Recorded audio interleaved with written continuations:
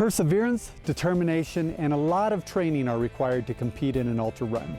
Diane will tell us about some of the obstacles she had to overcome and where she finds her strength. I was very fortunate. I was one of the top athletes in Colorado. I was a state champion in golf, top basketball player in Colorado. I eventually became the state champion in tennis. So I ended up leaving high school early and played professional tennis. And while I was on the pro tour, I was realizing that I was having these funny sensations. They were brief and they were quick, but I thought everybody had had these sensations. Well, those continued, and I threw a grand mal seizure. And so as I had the seizure, went to the hospital and was with doctors numerous times, back and forth through my pregnancy. And about 7 months into my pregnancy, I was in bed. In the middle of the night, I started seizing again, and the eyes were at the back of my head, and I was biting my tongue, and Scott called the ambulance. And ambulance came out, went back to the hospital, and met with another doctor, another neurologist. As we were sitting down at that point, he said, "Diane, we need to put you on medications. You're having seizures." So I opted for medication at that point in time. And as the years continued, I continued to have more and more seizures. And the seizures got worse. And I went from doctor to doctor to doctor. And finally, there's the Epilepsy Foundation of Colorado right here in Denver. And the executive director, I talked with her, and she got me in touch with Mark Spitz. So Mark sent me off to have an MRI done, and we met the following week. And as he took the slide of my MRI, put it up into the camera with the lights on the back, and he was showing me the different parts of my brain. And he pointed to this one spot on my brain, and what you could see was a small scarring on my right temporal lobe. And he said, "Do you know what you have?" And I said, "Mark, I have seizures. I don't know what that means, but they say I have seizures." At that point in time, Mark said, "Diane, what you have is epilepsy." None of the medicines worked. I always either had allergic reaction or the side effects were too severe that they didn't control my seizures. And at that point in time, Dr. Spitz said, "Well, Diane, there is this brain surgery that's available. Because of the scarring on your brain, you might be a candidate for this type of brain surgery because your seizures might stem from one spot in your brain." And the very first test that I had to have done was called an EEG monitoring test. And this was a point in time where they wanted me to go into the hospital and they wanted me to have seizures. They literally sandpapered each one of these little electrodes onto my brain, taped them down to my head very tightly, and they put me into a room. And I was hooked into a 5-foot cord, and this cord was hooked into a television set. And what this television set was showing what each and every one of these electrodes were doing on my brain. I remember laying there, and then I got that funny sensation that I talked about that I had for years. It's called an aura. And I always had a premonition or aura before I had a seizure.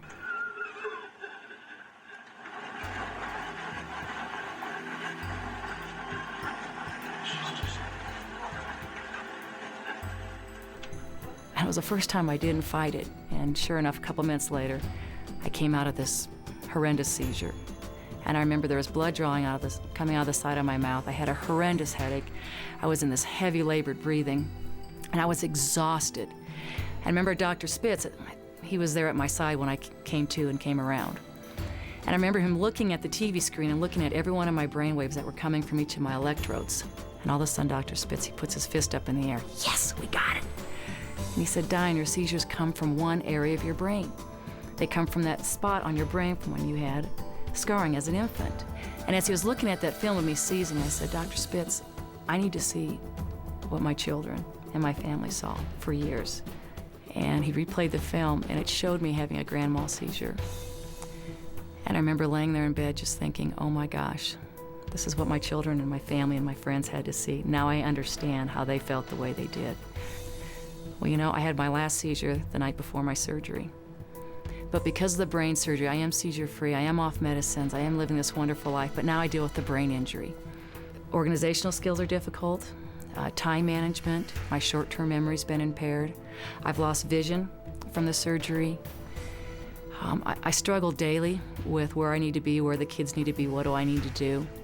But would I do it again? I'd go again tomorrow. So what I do is I use my legs as my words. And that is why I run these 100-mile races. Because when I get an opportunity, I run these races and I win them or I do well, it's not about, wow, look at me. It just gives me an opportunity to talk about how we all have trials and tragedies in our life and how do we deal with those. But I had the opportunity last June, I ran my first 100-mile race. And I ran for a period of 31, 32 hours. And once again, sleep deprivation and stress are the #1 triggers in seizures.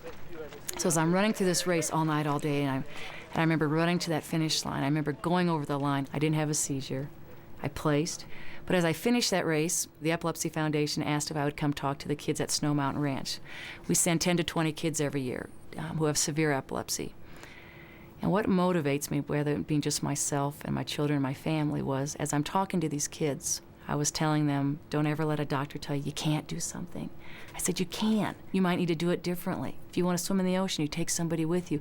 There is nothing you cannot do. And we're all sitting around and we're talking, and one of the girls said to me, her name was Mandy, not only do I have seizures, I have cerebral palsy. I can't run. And Mandy looked at me and she said, will you do your next 100-mile race for me? If you do another one, would you do it for me? And then all the kids said, yeah, would you run races for us? And Diane, would you run races and tell others that we're normal? Just because we have seizures, we're not any different. We don't want to be treated differently. If only these kids knew what they gave me. And so, I signed up for another 100-mile race 3 weeks later. And I did another, and I did another. And in November, I ran a 100-mile race in San Diego where all the fires were, and I won that race. But when I was on that mountain, all I could think about were those kids. So what motivates me, it's not just myself, it's the children I work with, and I'm trying to teach others that there's not limitations. Limitations is what we put on ourselves. And that is a story that I'm trying to get out on how we all have obstacles, how we all have trials. So that's why I'll continue to run and continue to do what I'm doing. I think to me, you don't realize how fortunate we are until something's taken away.